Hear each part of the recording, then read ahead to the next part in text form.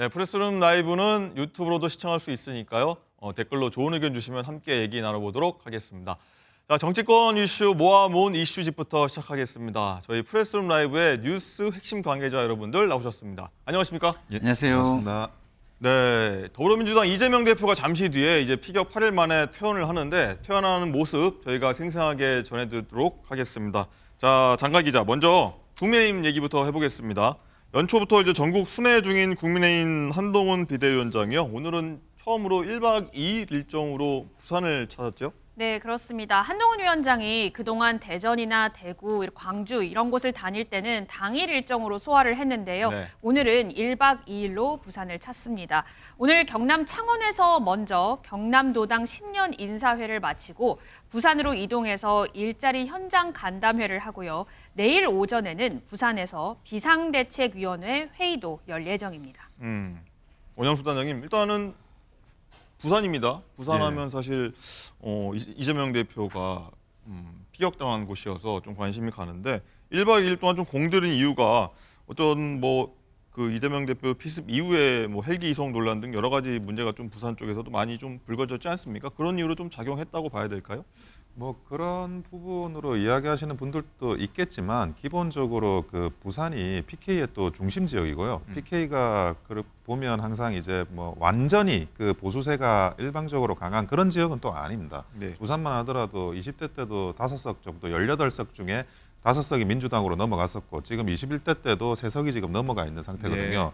그 정도로 이제 꽤 이제 그 민주당 세도 강하고 보수세가 일방적으로 우위를 점하고 있는 그런 지역이 아니기 때문에 사실은 관리를 굉장히 해야 되는 지역이 분명합니다. 그런데 그 전에 이제 부산 일정이 안 나오다 보니까 부산을 홀대하는 거냐라는 이런 오해 섞인 그런 일각의 의견도 있었는데 그게 예. 아니고 지금 이 일정은 이미 김현영 대변인도 이야기하셨지만 미리 정해져 있던 일정입니다. 미리 정해진 일정이다. 예. 그러니까 원래부터도 그 부산 PK를 보는 그런 이제 한동훈 비대위원장님의 시각이 굉장히 중요성을 두고 있었고 그 원래의 그런 중요한 시각, 그 시각이 그대로 구현된 거다. 저는 그렇게 보고 있습니다. 그렇군요. 자, 김진희 변호사님, 일단 한동훈 위원장이 일단은 오늘 오전 창원에 있는 국립 3.15 민주묘지부터 방문을 시작을 했습니다. 네, 그렇습니다. 방금 말씀하신 대로 이제 3.15 민주묘지를 오늘 오전에 이제 방문을 했는데요. 근데 지금 일단 설명드린 이 3.15 국립민주묘지는 1960년 3월 15일에 이 마산에서 이승만 정권의 부정선거에 항거를 하던 사람들이 시위를 하다가 경찰의 발포등으로 이제 희생이 됐던 그런 예. 민주 열사들이 이제 묻혀 있는 그런 곳입니다. 근데 이곳은 과거에 이제 윤석열 대통령이 그 국민의힘 대선 후보 시절에도 이곳을 찾아서 이제 참배를 했던 그런 곳입니다. 그런데 이제 한편 이 한동훈 위원장 같은 경우에는 어제도 구인사를 이제 방문을 했었거든요. 근데 그 구인사라는 장소도 이 윤석열 대통령이 이제 과거에도 그렇고 최근에도 그렇고 몇 차례 이제 방문을 한 적이 있었습니다. 그러다 보니까 이렇게 한동훈 위원장이 어떤 행보를 두고 윤석열 대통령을 따라서 이제 하는 것 아니냐, 이렇게 따라서 밟기 시작한 것 아니냐, 이런 이야기가 나오고 있습니다. 네, 조금 전에 보니까 방명록에 민주주의 이거 정신을 좋은 정치를 구현하겠다 이런 얘기를 써놨네요.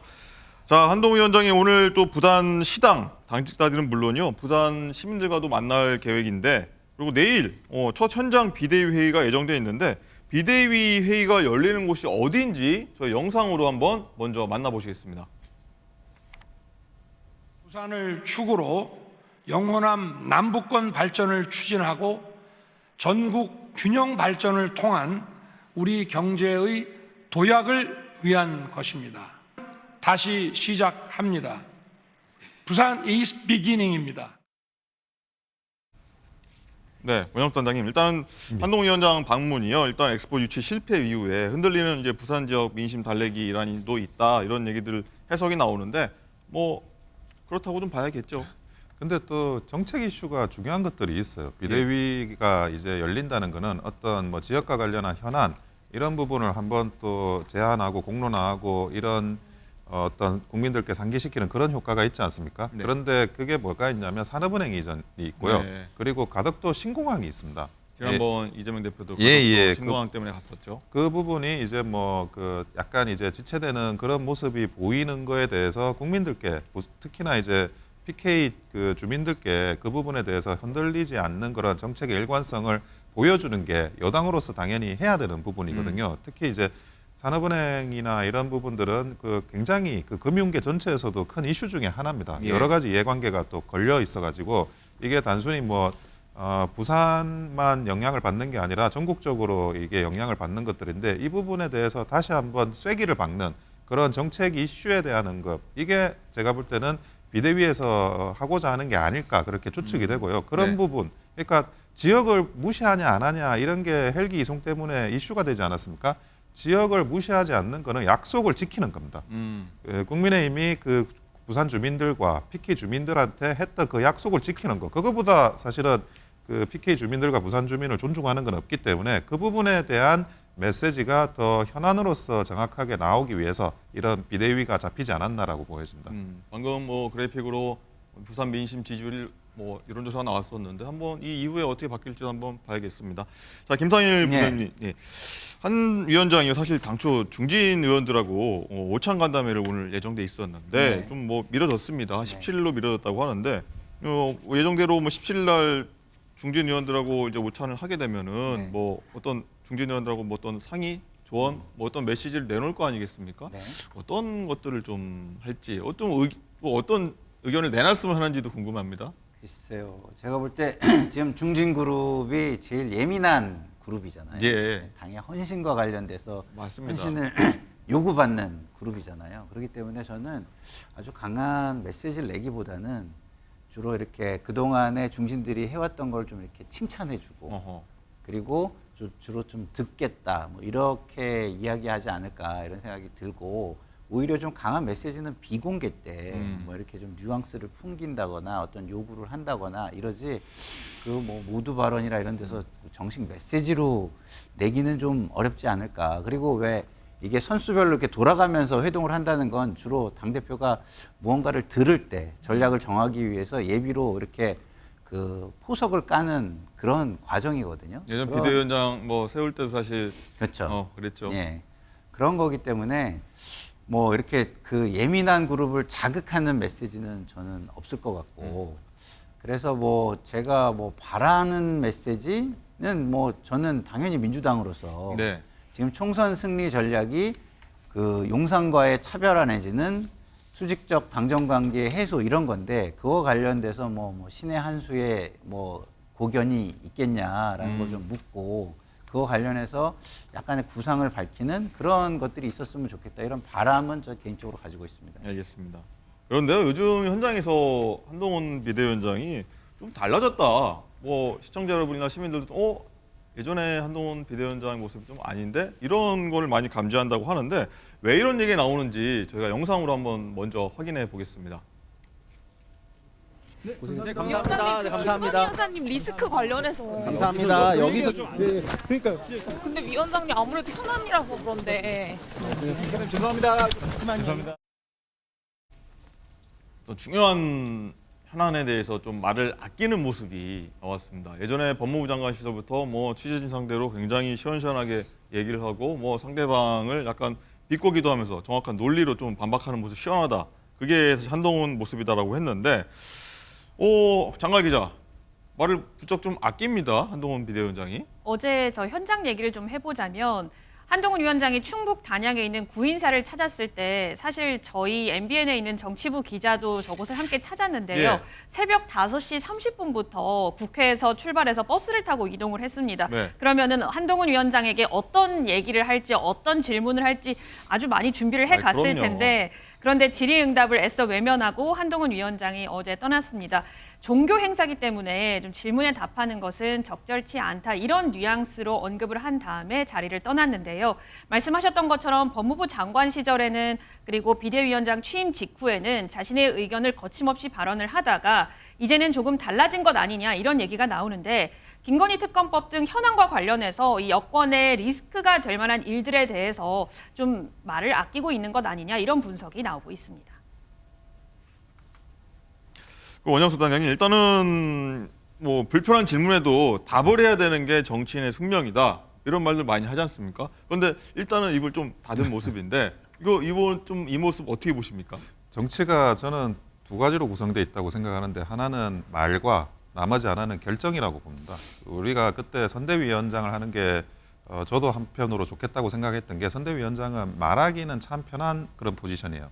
하지만 비대위원장, 당대표니까 당대표가 된다는 거는 결정을 하는 자리거든요. 근데 결정을 해야 될 때는 자기가 이제 다음 사람, 그러니까 더 윗사람한테 넘길 곳이 없는 겁니다. 그러면 비대위원장께서는, 한동훈 비대위원장께서는 자기 말이 꼭 결정이 되는데 거기에 대해서 어떤 그 뉘앙스라든지 뭐 이런 것들을 하면 그 결정이 숙성되기 전에 먼저 결정을 해버리는 그런 상황이 발생을 할 수가 있습니다. 네. 그래서 오히려 비대위원장이 돼서는 말수를 줄이는 게 사실은 맞고요. 그리고 그때 필요한 결정을 해야 될 때 그때 말이 나가야 되는 거거든요. 그렇기 때문에 지금 뭐 그 비대위원장으로서 말수가 줄어든다. 이거는 오히려 자연스러운 현상이고 잘 하시는 거라고 저는 생각을 하는 겁니다. 그래서 단순히 뭐 해명해야 될 거나 뭐 설명해야 될 게 있으면 또 대변인이라는 당직이 있지 않습니까? 그분들이 또 대신 또 구체적인 걸 설명할 수 있는 거고 본인은 이제 중요한 결정을 하는 최종 결정권자니까 당에서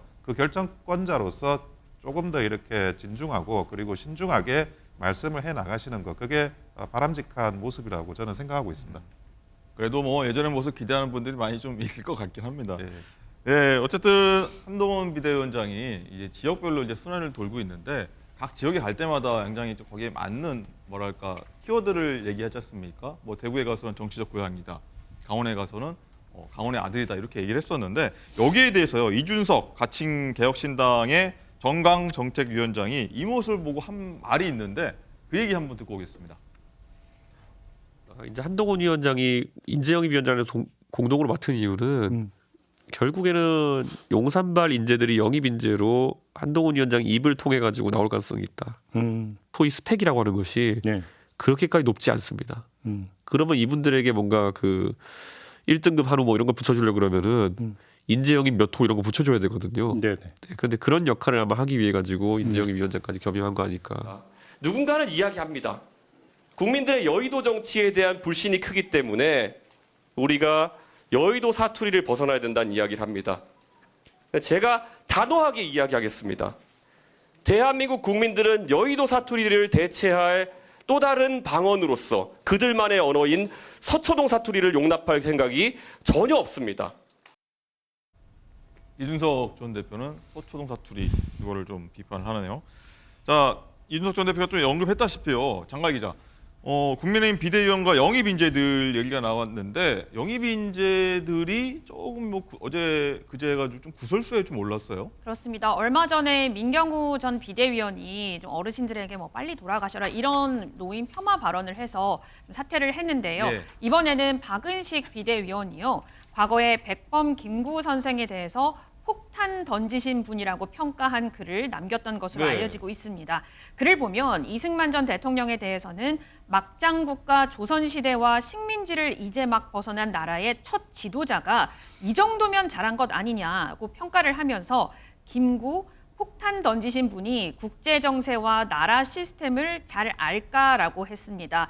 이에 대해서 박은식 비대위원은 이승만 전 대통령이 저평가되어 있다는 것에 포커스를 맞춘 거고 말하는 취지가 김구 선생을 비하하려던 게 아니라고 해명을 했습니다. 네. 또 여기에 이어서요. 1호 영입 인재 박상수 변호사도 자신이 운영하던 커뮤니티에 극단적인 여성 혐오 발언, 동료 변호사에 대한 인신공격성 발언이 다수 게재돼 온 것으로 나타났습니다. 한동훈 위원장은 국민들이 전혀 공감하지 않는 이 극단적인 언행을 하는 분은 우리 당에 자리가 없을 것이다. 이렇게 언급한 바가 있거든요. 예. 정작 1호 영입 인재인 박상수 변호사가 이 커뮤니티 운영자로서 이 혐오 발언을 방치한 게 아니냐 이런 논란이 불거지고 있습니다. 현재 이 박 변호사는 해당 커뮤니티 운영진에서는 물러난 상태입니다. 그렇군요. 원장님 일단 여기에 윤봉길 의사의 손녀죠. 국민의힘 윤주경 의원이 있는데 박 비대위원, 박은식 비대위원 향해서요. 폭탄 던진 분이 국제 정세를 몰라서 폭탄을 던졌겠느냐 이렇게 좀 지적을 했는데 국민의 입장에서 굉장히 좀 당혹스러울 것 같긴 합니다. 예, 뭐 부적절한 표현이었으면 뭐 명확하고요. 그 부분에 대해서 뭐 이론의 여지가 있을 거라고 생각하지는 않아요. 다만 이제 이분이 정치에 입문하기 전에 본인의 생각을 조금 편한 이제 SNS라는 매체에서 이게 일반인의 생각으로 올리신 거기 때문에 네. 이거를 뭐 정치적으로 그분이 그런 생각을 이 정치권에 투사하겠다 그런 의지가 있었다라고 보여지지는 명백하게 있지는 않고요. 다만 이제 과거에 이제 어떤 이야기들이 이게 약간 설화 형식으로 뒤늦게 이제 나올 때는 그 부분에 대해서 해명도 하고 사과도 하고 빨리빨리 하는 게 그 국민들의 시각에서 가장 좋은 거거든요. 그러니까 SNS는 자기 생각을 올리겠지만 정치에 입문을 하면 국민의 생각이 어떤지가 제일 중요합니다. 그게 우선순위가 돼야 되고 그렇기 때문에 국민들 생각과 만약에 거리감이 있다 그러면 그 생각이 생각을 취소해야 되는 상황이 당연히 뭐 정치에 입문한 사람은 있어야 된다고 저는 보고 있고요. 그런데 빨리 이제 뭐 그런 생각이 아니었다 이렇게 그렇게까지 생각하지 않는다라고 해명을 하신 것 같아요. 근데 뭐 지금 이런 사건뿐만이 아니라 앞으로 또 다른 사건이 있을 수 있습니다. 뭐 이분뿐만이 아닌 다른 분들에 대해서도 그런데 그런 그 해명이나 사과나 이런 것들은 빠르면 빠를수록 좋다. 저는 그렇게 보고 있습니다. 네, 일단 공식적으로 아니어도 취재진한테는 일단 사과를 한 모습이고요. 김상희 부대변인. 네. 일단은 국민의힘 비대위원들과 인재 영입들의 어떤 구설수들 뭐 그냥 사과선에서 끝나야 네. 된다고 보십니까? 어떤 또 다른 뭐 조치가 있어야 된다고 보십니까? 어떠십니까? 글쎄요, 일단은 사과를 빨리 공개적으로 했었으면 좋지 않았을까. 그러면 그 반응을 보면서 추후에 대책을 마련할 수 있지 않습니까? 근데 지금은 뭐 그냥 공개적으로는 해명만 내놓은 것처럼 좀 보여요. 그러면 이제 자기 변명처럼 비춰질 수가 있거든요. 그럼 이제 비판받는 사람 입장은요. 그 비판받는 자기의 위치를 생각해야 돼요. 근데 비대위원이라는 위치는 뭐냐면 개혁의 주체입니다. 지금은 국민의힘에서는. 근데 개혁의 주체가 되려면 남한테 어떤 요구를 해야 돼요. 요구를 하려면 도덕적 권위가 굉장히 높아야 되거든요, 본인이.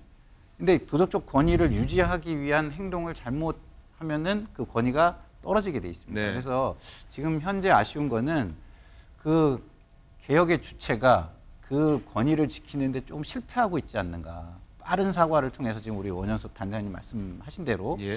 빨리 이거를 정리를 하고 국민들께 그 사과가 충분한지를 이렇게 좀 평가해보는 그런 과정을 밟았어야 되는데 좀 사과가 좀 늦었기 때문에 책임질 수위가 좀 더 높아지지 않을까 오히려 그런 생각이 좀 듭니다. 그렇군요. 뭐 계속 한번 어떤 내용이 나올지 한번 지켜보도록 하겠습니다.